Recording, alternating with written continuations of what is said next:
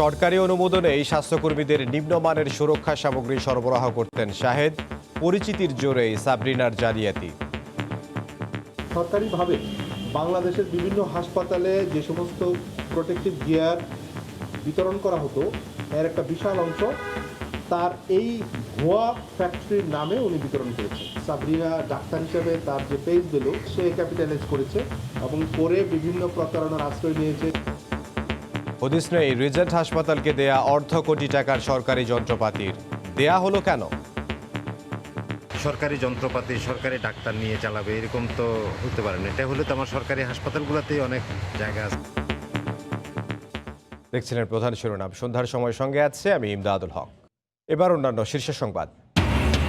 দেশে কোভিড আক্রান্তের সংখ্যা ছাড়ালো 2 লাখ, আরও 34 জনের মৃত্যু। 23 জুলাই থেকে বিদেশ যেতে রিপোর্ট বাধ্যতামূলক। নির্ধারিত 16টি হাসপাতালে পরীক্ষা।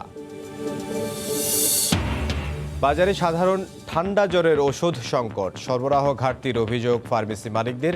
পুরান ঢাকায় অভিযানে মিলল ভেজাল ওষুধ, 5টি প্রতিষ্ঠানকে জরিমানা। করোনায় মৃত ছোট ভাইয়ের জানাজায় অংশ নিতে কাল কিশোরগঞ্জের মিঠামইনে যাচ্ছেন রাষ্ট্রপতি। মহামারীতে সফর নিরাপদ করতে নেওয়া হয়েছে সব ব্যবস্থা। বাংলাদেশ ভারত সীমান্তে থেমে নেই হত্যা, বিএসএফকে মানবিক আচরণ করতে হবে বলছেন বিশ্লেষকরা। নয়াদিল্লি কথা রাখছে না, হতাশ স্বরাষ্ট্রমন্ত্রী।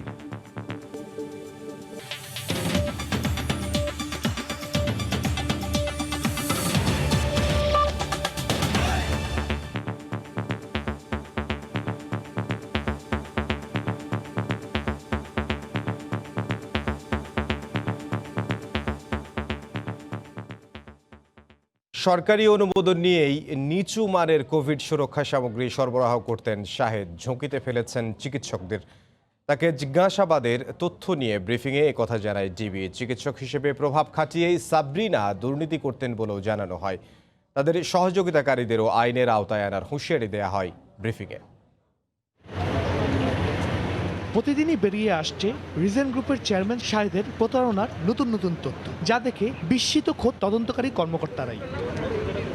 শাহেদের 10 দিনের রিমান্ডের দ্বিতীয় দিনে সংবাদ সম্মেলনে গোয়েন্দা পুলিশের পক্ষ থেকে জানানো হয়, শুধু স্বাস্থ্যখাতে দুর্নীতি নয়, চিকিৎসকদের জন্য নিম্নমানের কোভিড সুরক্ষা সামগ্রী সরবরাহেরও প্রমাণ পেয়েছেন তারা। স্বাস্থ্য খাতে না, আরও অন্যান্য খাতেও, যেমন ওই প্রোটেক্টিভ গিয়ার, পিপি এই সমস্ত বিষয়ে প্রতারণা করেছে।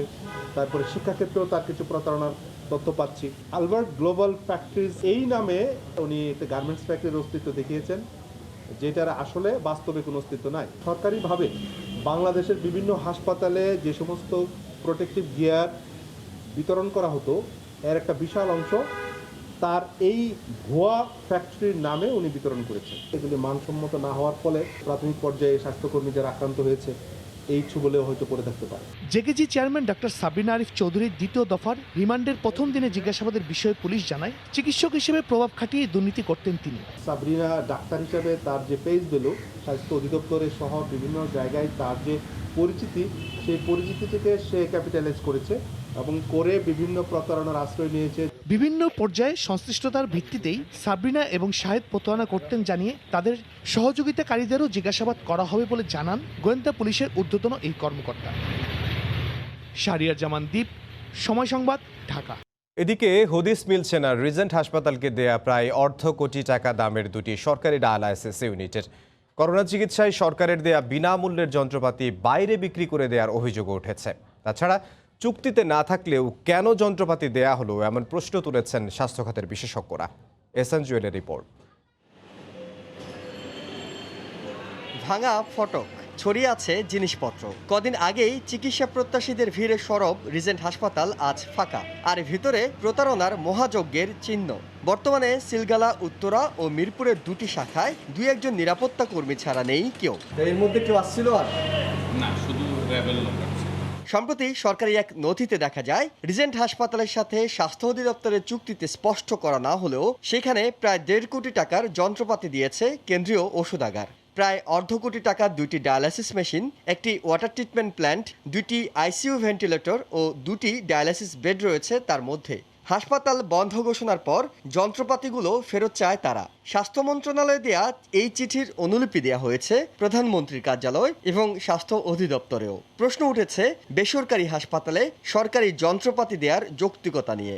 একটা প্রাইভেট ফ্যাসিলিটিতে সরকারি যন্ত্রপাতি সরকারি ডাক্তার নিয়ে চালাবে এরকম তো হতে পারে না। এটা হলে তো আমার সরকারি হাসপাতালগুলোতেই অনেক জায়গা আছে যেখানে এইসব বড় বড় যন্ত্রপাতি দিয়ে হাসপাতালকে ডেভেলপ করা সম্ভব। এখান থেকে কিছু দেওয়া হয়নি, এখন যদি মন্ত্রণালয় থেকে কিছু দিয়ে থাকে সেটা হলো যে মন্ত্রণালয়ের বিষয়।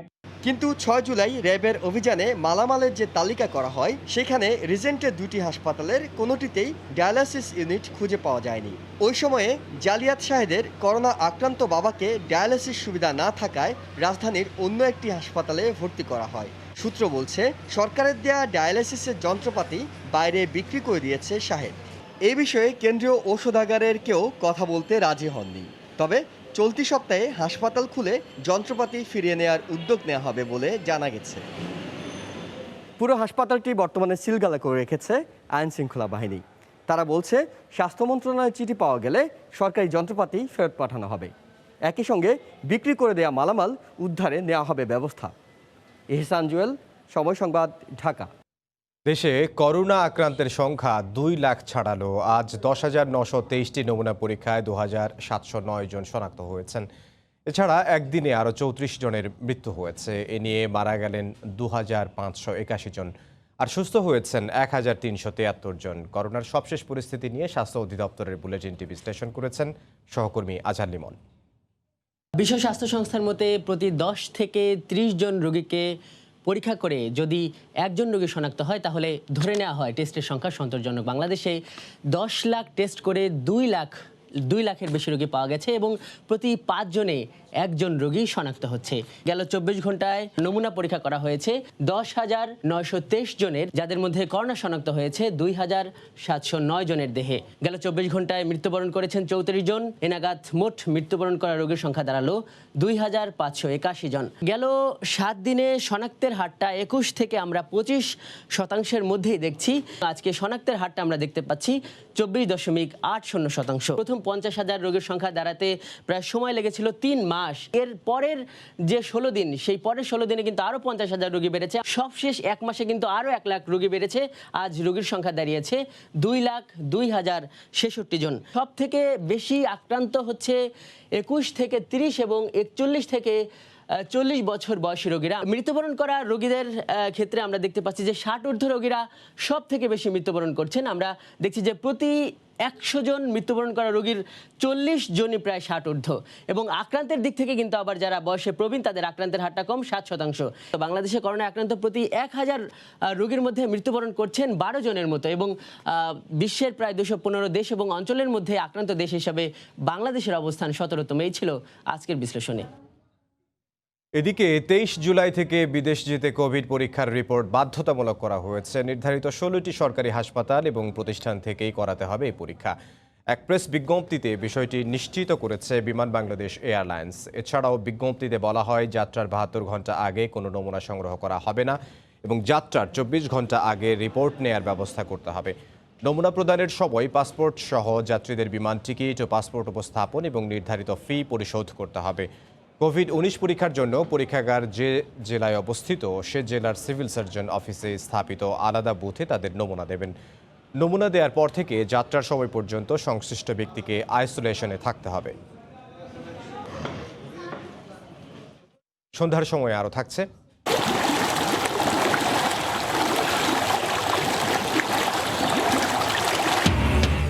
যমুনার পানি বেড়ে মানিকগঞ্জে প্লাবিত নতুন নতুন এলাকা। জামালপুরে নিরাপদ আশ্রয়ে ছুটছেন দুর্গতরা। বগুড়ায় সিমেন্ট বোঝাই ট্রাকের চাপে ভেঙে পড়ল ব্রিজ।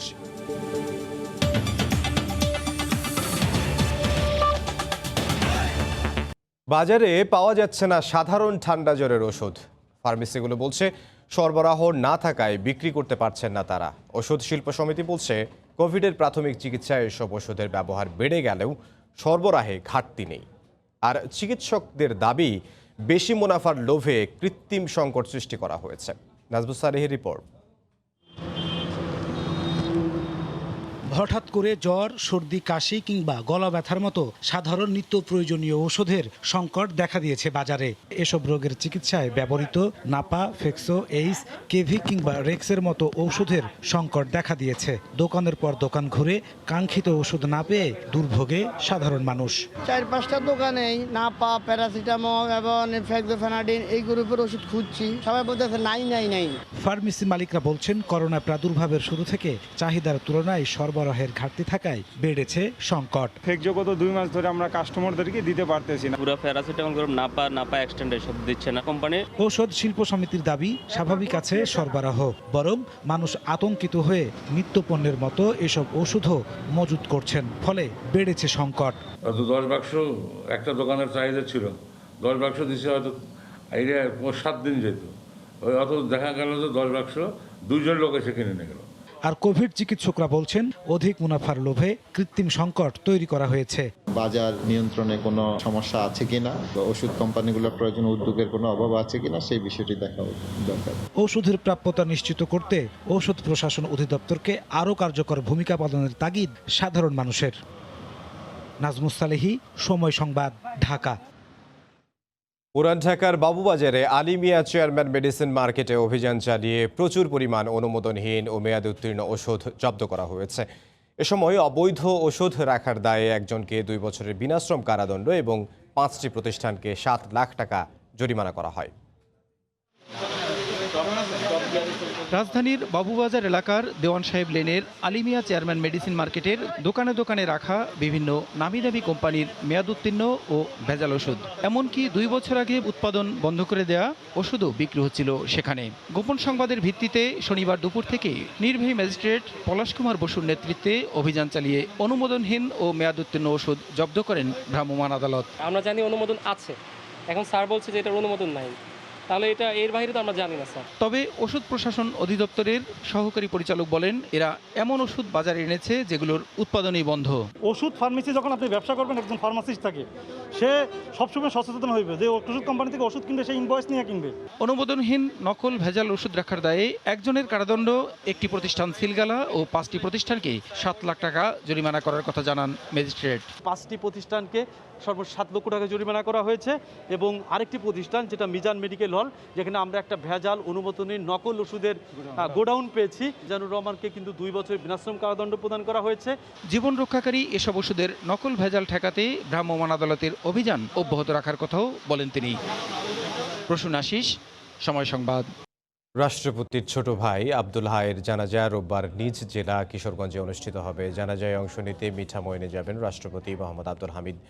বৃহস্পতিবার দিবাগত রাতে করোনায় আক্রান্ত হয়ে মারা যান রাষ্ট্রপতির একান্ত সহকারী সচিবের পদে থাকা আব্দুল হাই। বঙ্গভবন জানিয়েছে, মহামারীতে রাষ্ট্রপতির এই সফর নিরাপদ করতে সব ধরনের ব্যবস্থা নেওয়া হয়েছে। গেল বছরের অক্টোবরে নিজ এলাকা মিঠামইনে গিয়েছিলেন রাষ্ট্রপতি মোহাম্মদ আব্দুল হামিদ। সেবার উন্নয়ন কর্মকাণ্ড তদারকির পাশাপাশি হাওর অঞ্চল চষে বেড়ান। 9 মাস পর রোববার আবার যাবেন জন্মস্থানে। তবে এবার স্নেহের ছোট ভাইয়ের মরদেহের ভার তার কাঁধে। ডেপুটি স্পিকার ও স্পিকার থাকা অবস্থায় প্রথমবারের মতো ছোট ভাই মুক্তিযোদ্ধা আব্দুল হাইকে নিজের একান্ত সচিব পদে নিয়োগ দেন আব্দুল হামিদ। 1953 সালে জন্ম নেয়া নিভৃতচারী আব্দুল হাই প্রথম জীবনে শিক্ষকতা করলেও পরবর্তীতে সংসদ সচিবালয়ে জনসংযোগ বিভাগের গুরুত্বপূর্ণ দায়িত্ব সামলেছেন দক্ষতার সাথে। 16 জুলাই রাতে করোনা আক্রান্ত হয়ে সিএমএইচে মারা যান মিঠামইনের এই কৃতি সন্তান। ছোট ভাইয়ের জানাজায় অংশ নিতে রাষ্ট্রপতি রোববার দুপুরে আকাশপথে কিশোরগঞ্জে যাবেন বলে জানিয়েছে বঙ্গভবন। হেলিকপ্টারে করে 12টার দিক থেকে এখান থেকে রওনা করবে, একটা মিঠামইনে পৌঁছবে, মিঠামইনে পৌঁছে পর ওইখানে 2:30টার দিকে জানাজা হবে, মুক্তিযোদ্ধা হিসেবে গার্ড অফ অনার হবে, তারপরে মুক্তিযোদ্ধা এবং সবার শ্রদ্ধা নিবেদন হবে। মিঠামইনের কামালপুর গ্রামে পারিবারিক কবরস্থানে বাবা মায়ের পাশেই রাষ্ট্রীয় মর্যাদায় শায়িত হবেন আব্দুল হাই। দেবাশিস রায়, সময় সংবাদ, ঢাকা। সন্ধ্যার সময় আরও থাকছে। ফেসবুক টুইটারে আর মিলবে না বিনামূল্যে ইন্টারনেট সেবা, অপব্যবহার রোধে এ ব্যবস্থা, বলছে বিটিআরসি। বাস্তবায়নে মোবাইল অপারেটররা।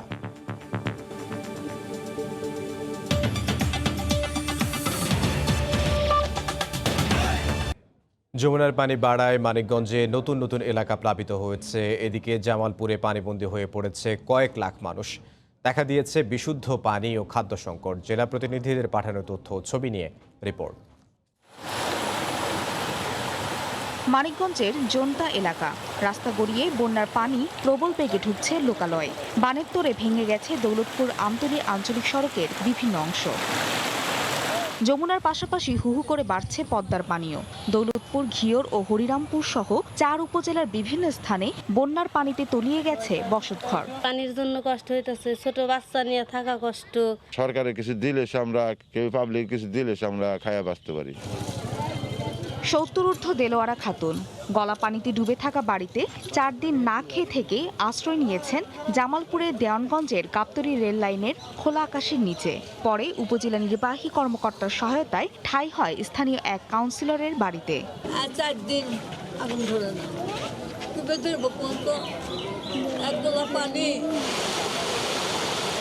ইসলামপুরের আমতলী আঞ্চলিক সড়ক প্রবল গতিতে ছুটছে পানি। যমুনার পানিতে তলিয়ে গেছে 7 উপজেলার বসতবাড়ি। গবাদি পশু নিয়ে উঁচু স্থানে আশ্রয় নিয়েছেন দুর্গতরা।